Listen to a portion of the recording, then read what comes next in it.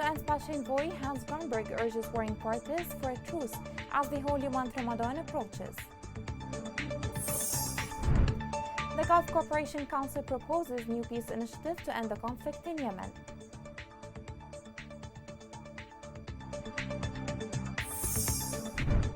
Houthi militia war against Yemenis forces thousands of children into labor market to support their families.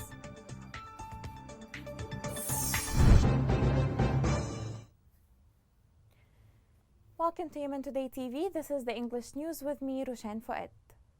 A senior military commander was assassinated in an attack north of the provincial capital of Aden. Local sources said a car bomb exploded in the Green City on the outskirts of Aden, which led to the death of the commander of Al Anad Axis, Major General Thabit Jawaz, and 3 of his companions.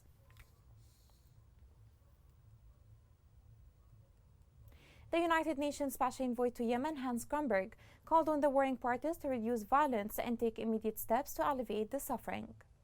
Grunberg recalled the warring parties in Yemen that the holy month of Ramadan is approaching, given the grave humanitarian conditions in Yemen. He called on all parties to ease restrictions on movement of individuals and essential commodities, including fuel. Grunberg asked the parties to engage constructively and in good faith with the ongoing efforts to urgently reach a truce. In the same line, the European Union has called on all parties for a truce during the holy month of Ramadan. It said in a tweet that this truce would be most welcome to alleviate the suffering of the population in Yemen. The EU encouraged all parties to join UN-led peace efforts to reach a political settlement to the conflict. The United Nations Special Envoy to Yemen, Hans Grunberg, met the Southern National Council within the 3rd week of framework consultations. The meeting discussed priorities for Grunberg's envisioned multi-track process. Participants stressed the importance of negotiating security arrangements as an entry point for a political solution. EU heads of mission held virtual meeting with the United Nations Special Envoy to Yemen, Hans Grunberg.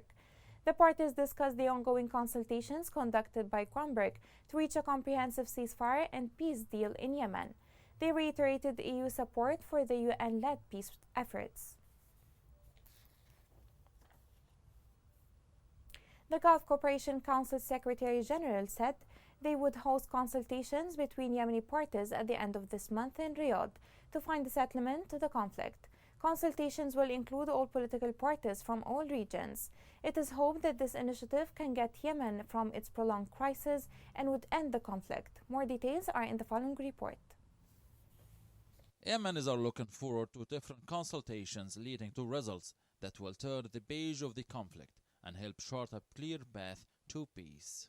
Among those, the Gulf Cooperation Council called for talks in the Saudi capital Riyadh. The first Gulf initiative on Yemen in 2011 aimed to facilitate the transfer of power. That initiative also aimed to produce a new constitution for Yemen, but it didn't live long enough to produce a new political order. Now, the Gulf Cooperation Council is calling for a new initiative to end the war in Yemen. It has invited all Yemeni parties to take part, including the Houthis. But not only have they turned the invitation down, but they have also escalated strikes against vital economic and civilian targets in Riyadh.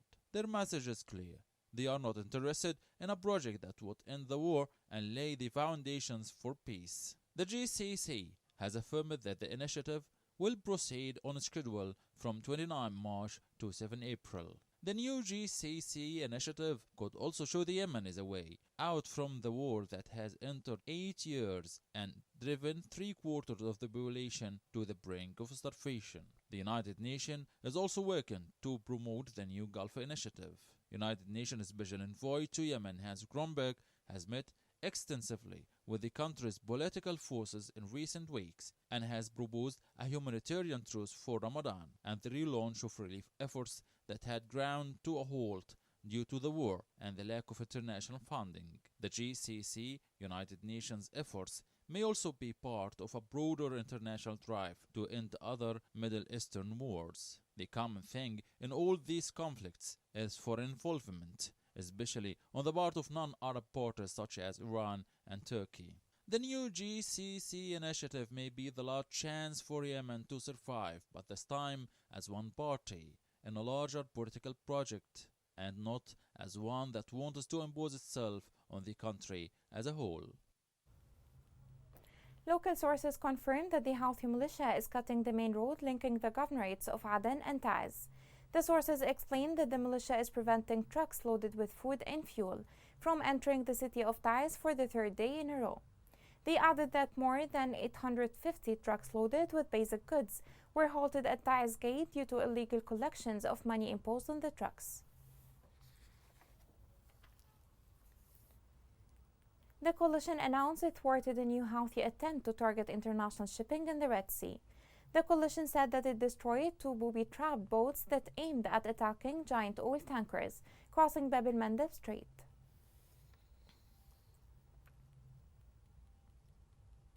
The Yemeni land mine monitor removed 15 anti-tank mines north of Hajj Governorate, northern Yemen.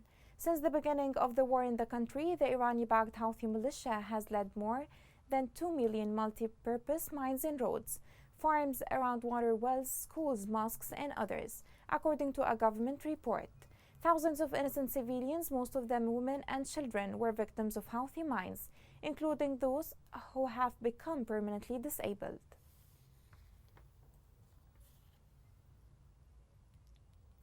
Since the conflict broke out in March 2015, the country has turned to be a hell for the Yemeni children. Almost 13 million children are in a bad need for humanitarian assistance. 2 million are out of schools. Most of those children have started to work as to help their families survive. The Fung report has more details on this. Ma'rib is crowded with dozens of children who have been displaced from different Yemeni governorates in a social mixture brought together by poverty and displacement from the flames of the war of the Houthi militias. These children hold bottles of water to display to passers-by and vehicle drivers. I'm a displaced from Taiz, and now I'm in Ma'rib. I just want to collect money and support my family. These children hold bottles of water to display to passers-by and vehicle drivers to support their families. Dozens of children lie on the main streets and under the traffic lights just to look for any source of income to help their families. This has become a heavy burden on the families in displacement camps. Children are really suffering. They had to drop out of school. Families are displaced, and children are trying to help their parents, especially with hard economic conditions. So these children are forced to work either at restaurants or street begging. Despite the risks that street vendors face from traffic accidents and theft of other things, and their exposure to several violations, these risks are not compared to the suffering of hunger and poverty that surrounded the displaced families in Ma'rib. Houthis are the main reason why these poor children are working. In their areas of control, they recruited children. And here, in the liberated areas, the children are working due to the suspension of salaries, poverty, unemployment, and the hard living conditions. Hardly the streets of Ma'rib is free of children carrying water bottles or tissues in their small hands and begging money for return amid the many dangers surrounding them. The humanitarian organizations and concerned authorities do not overlook the fate of a rising generation who dropped out of school and did not have any other option but to support their families. Coming next. In Abyan, citizens complain from incredible rise in transport fares.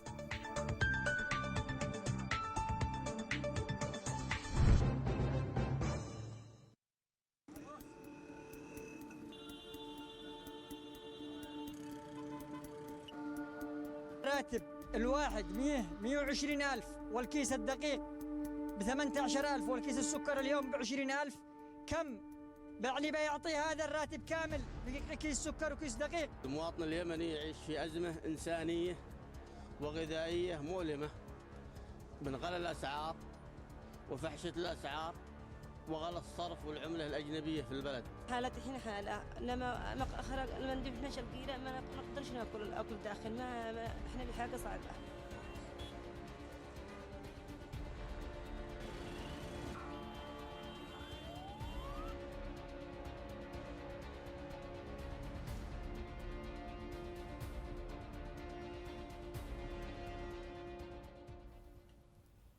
Welcome back.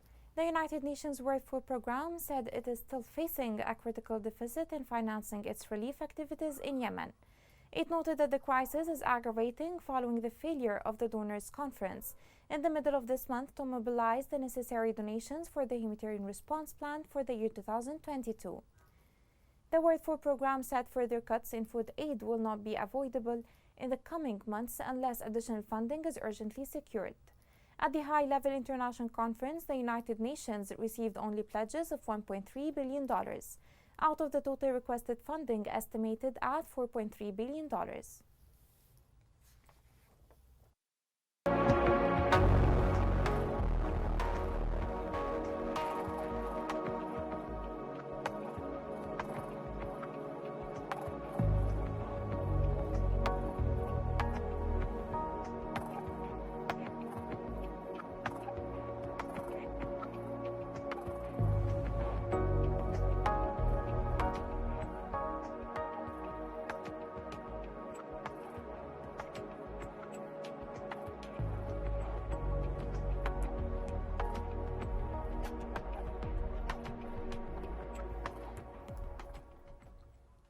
International Red Cross said the cost of living in Yemen has increased by 150% since the start of the conflict. It pointed out that half of the population does not have food. The Red Cross warned of a humanitarian tragedy in Yemen, stressing that 80 out of every 100 people in Yemen are in dire need of humanitarian assistance.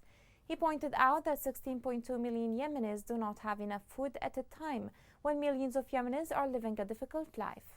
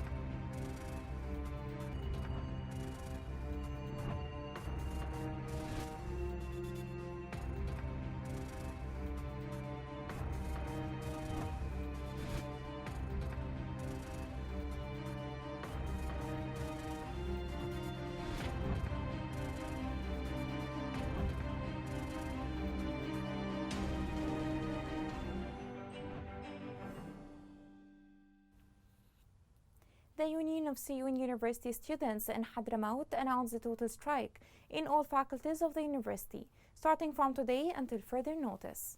The union attributed this protest against the high prices of oil derivatives, the aggravation of the students' suffering, their inability to reach their faculties, and the failure to find any solutions to alleviate this suffering.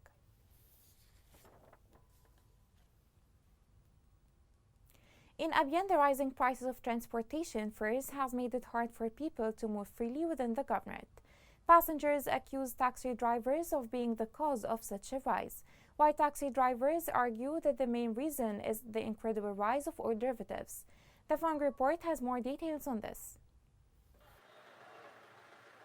Citizens in Abyan complain about the high value of the fare for internal and external transportation between district lines, as well as between the Abyan Governorate line and the temporary capital Aden, which has doubled their suffering and burdened them under the difficult living conditions they are going through.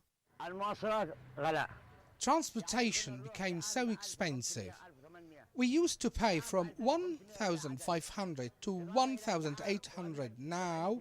2,500 to go to Aden. How can we afford this, and where are the local authority? Citizens said that the internal transportation fare between the city of Zanzibar, the capital of the governorate, and the city of Jar rose to 1,400 riyals. As for the transportation fee from Abyan Governorate to the temporary capital Aden, the transportation price to Aden reached 1,800 riyals one way and 2,300 riyals upon returning from Aden.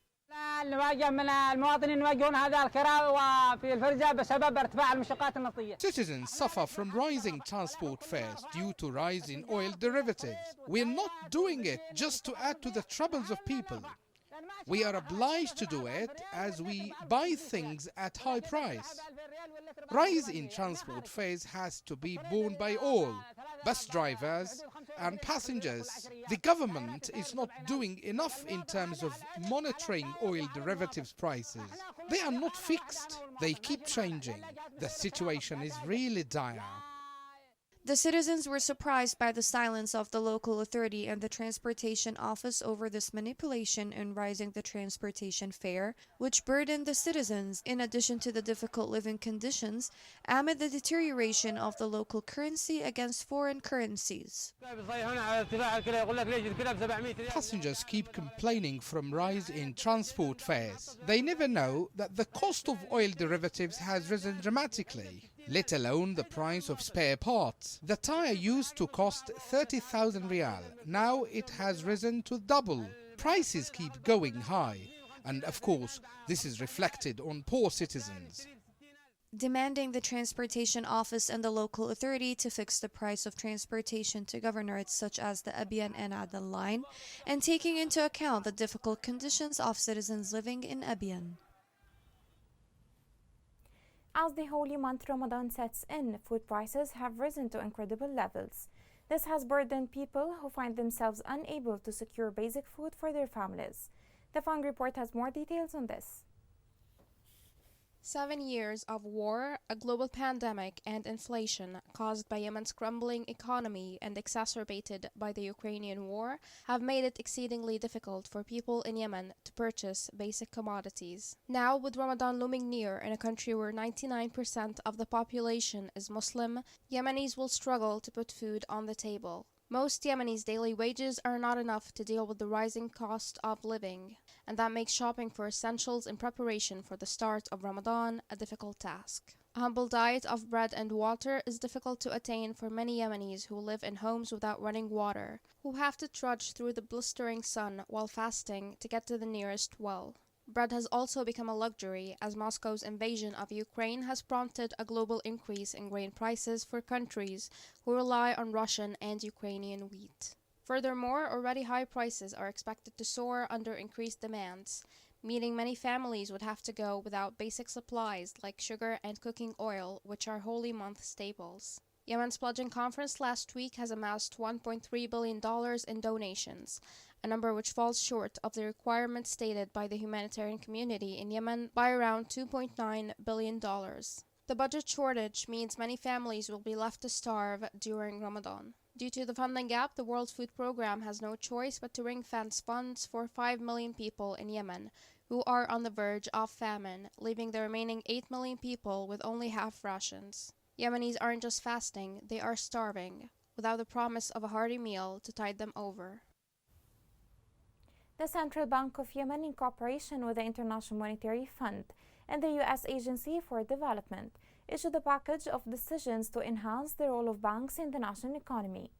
The bank added that this package aims at reforming and strengthening the role of the official banking systems in Yemen through raising the strength of existing banks and encouraging the establishment of new banks in accordance with transparent standards. Local community initiatives are made to extend help to those who are in need. People for People is one of the local community contributions started in Aden. The aim of this initiative is to provide needy people with basic commodities, especially with the approaching of the holy month of Ramadan. The Fang Report has more details on this. Among the ongoing war and the tragedies of sorrows, many humanitarian initiatives led by charitable youths emerged, whose goal is to help the people with harsh living conditions. People for People is one of those initiatives aimed at helping and supporting needy and poor families. We started this initiative 3 months ago. The first month we collected about 2 million, and the second month about 800,000. But the third month, we didn't really receive much support. But we decided to help the poor families, and our goal is to reach them, as they cannot even afford having one meal.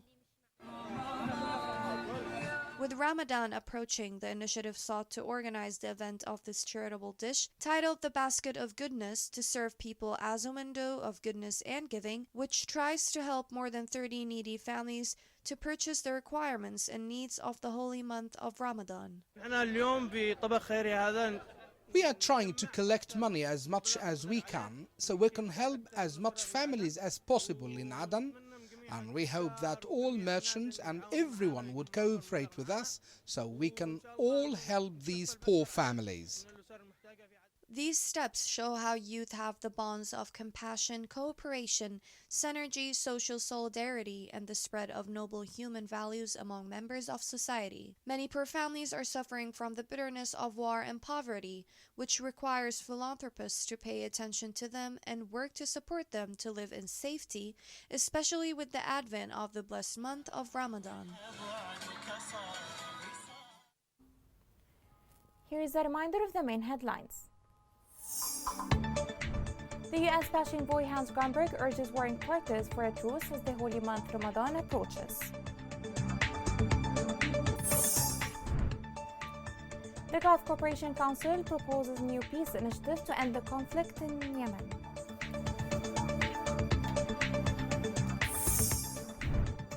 Houthi militia war against Yemenis forces thousands of children into labor market to support their families.